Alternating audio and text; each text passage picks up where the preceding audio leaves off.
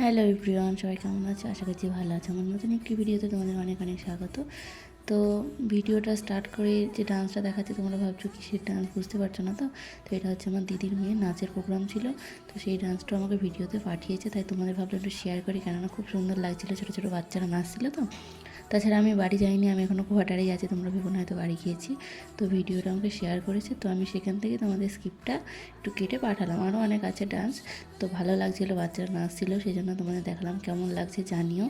তো সবাই ছোটো ছোটো বাচ্চা সেজেছে, আরও সুন্দর লাগছিলো। তো খুবই সুন্দর লাগছিলো, সেজন্য ভাবলাম তোমাদের একটু শেয়ার করি। আমি একা কেন দেখবো, তার জন্য তোমাদেরকে শেয়ার করলাম। তো পুরো নাচটা দেখো কেমন লাগছে। তো সম্পূর্ণটা দিইনি, তো যেটা যতটুকু দিয়েছে দেখো কেমন লাগছে। তাছাড়া আরও পরে বাকি আমি তো ভিডিও দেখাবোই, তো কেউ স্কিপ করবে না, ভিডিওটা কন্টিনিউ করো।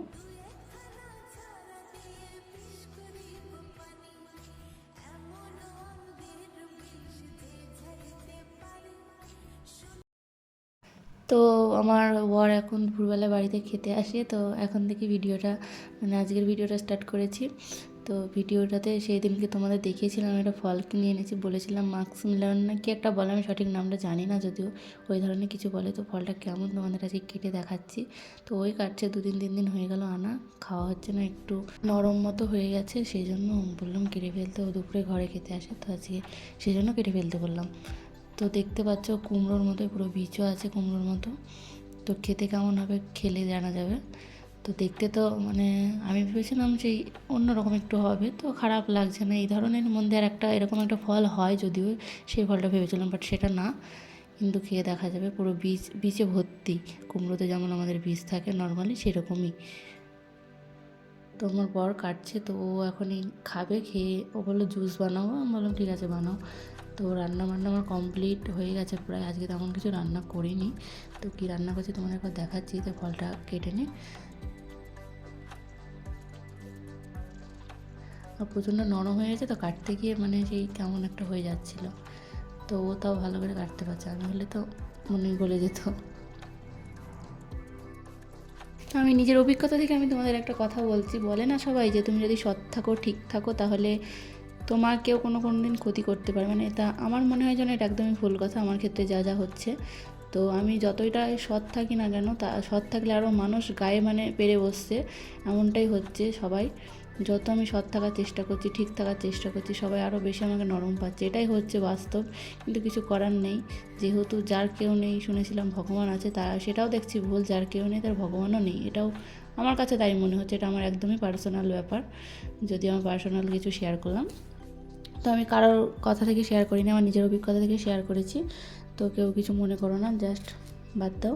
তো যাই হোক, এটা সবগুলো প্রায় কাটা হয়ে গেল মোটামুটি, ও কাটছে।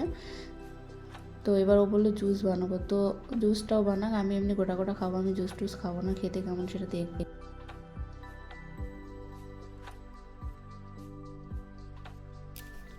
তো আজকে বললাম তোমাদের যে দুপুরে আজকে খিচুড়ি রান্না করছি, তো সব কিছু সবজি এক জায়গায় দিয়ে দিয়েছি। তো খিচুড়িটা ফটাফট রান্না করে নিলাম, কেননা আলাদা করে সবজি রান্না করতে হলো না।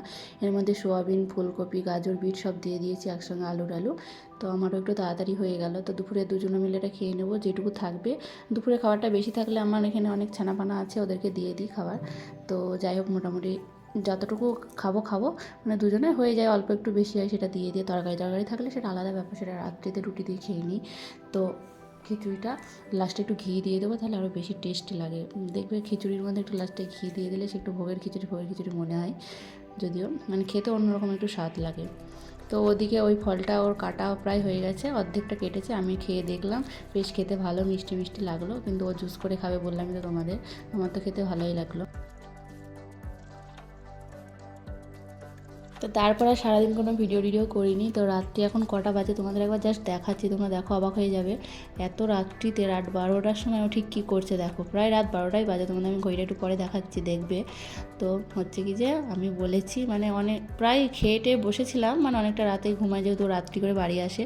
তো এখন আবার আমি বলেছি ভুট্টো খাবো, সেই জন্য। অ্যাকচুয়ালি আমরা প্রতিদিনই রাত্রিতে, প্রতিদিন বলতে মাঝে মধ্যে প্রায় খাওয়াই হচ্ছে ভুট্টোটা। মানে ও বাড়ি আসার পর খেয়ে টেয়ে ভুট্টো খাই, আর একটু লুডো খেলা করি দুজনে মিলে।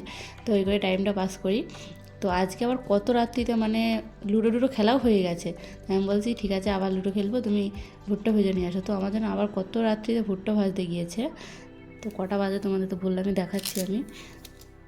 তো ভুট্টোগুলোর মধ্যে একটু বাটার দিয়ে দিল প্রথমে, তো তারপরে ভাজছে। এটা প্রেশার কুকারে ভাজলেও হয়, কিন্তু এখানে যেহেতু আমি প্রেশার কুকার আনিনি সেজন্য কড়াই ভাজি আমরা।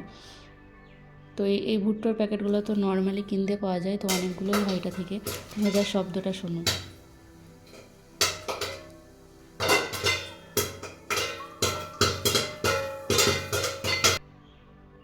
এদিকে ওর মুখটা আমি বলছি ভার কেন, এত রাতে আমি ভুট্টো ভাজতে দিয়েছি বলে ও নিজে ভাজতে গিয়েছে, সেই জন্য রাগ নয়, বাট ও হচ্ছে কি যে আমি ভিডিও করছি বলে আমার দিকে তাকাচ্ছে না।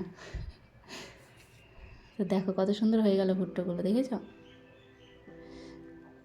কটা ভুট্টো দিলাম আর কতগুলো হয়ে গেল। খেতে এগুলো প্রচণ্ড টেস্টি হয়, একটু বাটার দিয়ে দিলে তো সত্যি খুবই টেস্টি হয়। তো আমার তো প্রচণ্ড ভালো লাগে, সেই জন্য প্রতিদিনই প্রায় খাওয়া হয় আমার ভুট্টোটা, এখানে বললাম তো তোমাদের। তো খেতে যথেষ্ট ভালো হয়। তো এক দিন তো 2-3 প্যাকেট করে দুজনা ভাজি, মানে এক প্যাকেট খেয়ে ফুরিয়ে গেল, মুখে ভালো লেগেছে আবার বলি ভেজে নিয়ে আনতে, এরমটাই হয় বেশিরভাগ দিন। তারপরে ভুট্টো নিয়ে চলে এসেছে, এসে বসে আছে। তোমাদের এবার আমি টাইমটা দেখাচ্ছি ঠিক কটা বাজে। 11:27 বাজে, মানে 11:30, প্রায় 12টার কাছে বাজে। তো এত রাতেও আমার জন্য ভুট্টো নিয়ে এসছে। সত্যি সত্যি আমার বরটা খুব ভালো। থ্যাংক ইউ সো মাচ আমার জন্য এত রাত্রিতে গিয়ে ঘুম থেকে উঠে ভুট্টো নিয়ে আসার জন্য। তো সবাই ভিডিওটা দেখলে কেমন লাগলো জানিও।